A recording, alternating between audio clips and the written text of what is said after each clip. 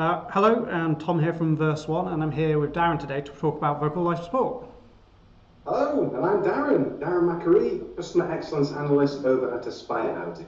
Awesome. In that initial trial period, how did you find kind of embedding the team and getting them to use it in the initial kind of feedback in that starting process?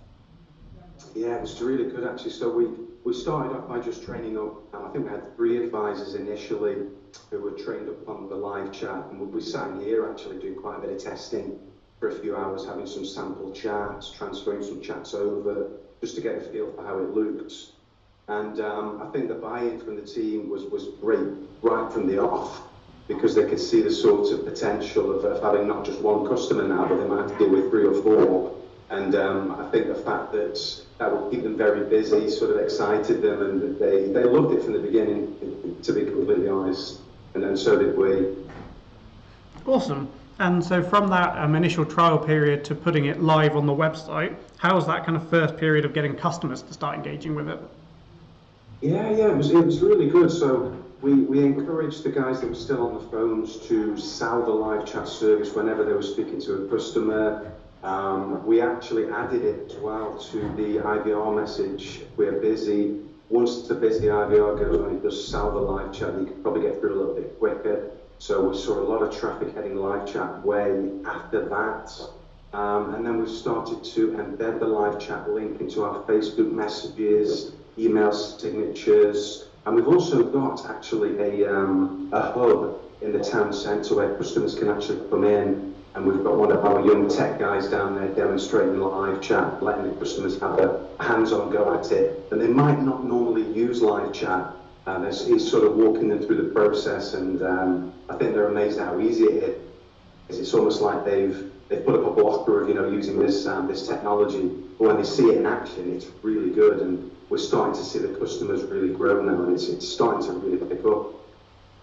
Awesome. So during that kind of the first couple of months, were there any kind of issues that you experienced that you kind of overcame, and any kind of advice you would give to other people kind of starting out with that? I think initially, before you even think about going live, I would advise anybody to spend time deciding what you want your reporting to look like. So what sort of metrics that you're going to be reporting on a weekly basis alongside your phone stats. Particularly if you start to sort of compare phone versus digital, your drive is to get more people digital, then it's important for you to track how you are comparing the phones, which we started to do. I'd also encourage you to spend a lot of time customizing the options, of which there are many in the background, in the admin dashboard of the live chat software.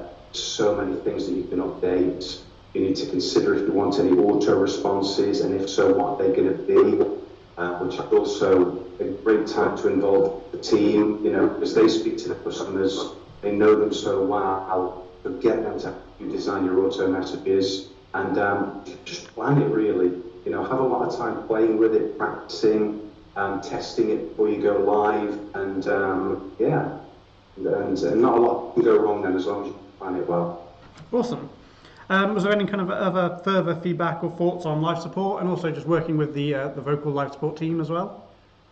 Yeah, at one point I did wonder if you guys had a picture of me on a dartboard, because during the initial period of live chat, it was the first time that I've personally worked with live chat.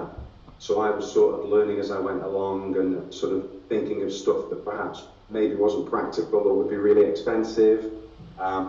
And it's actually another bit of advice that I would give for anybody who's going to work with you guys, is don't be afraid to feed things back.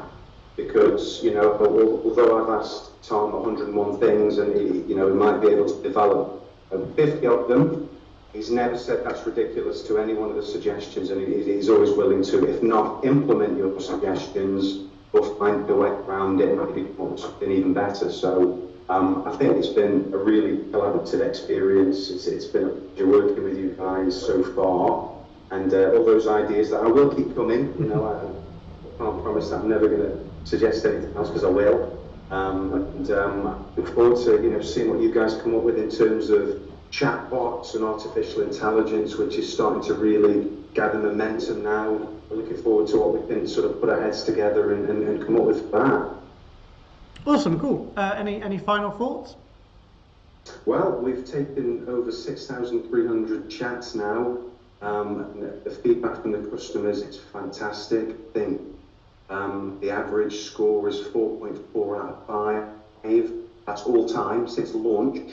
And 93% of all our customers who leave feedback said they would use the live chat service again. So it doesn't matter what I say, our customers are speaking for us and they love it. The advisors love it. And if you haven't got live chat yet, what are you doing? Better get it in.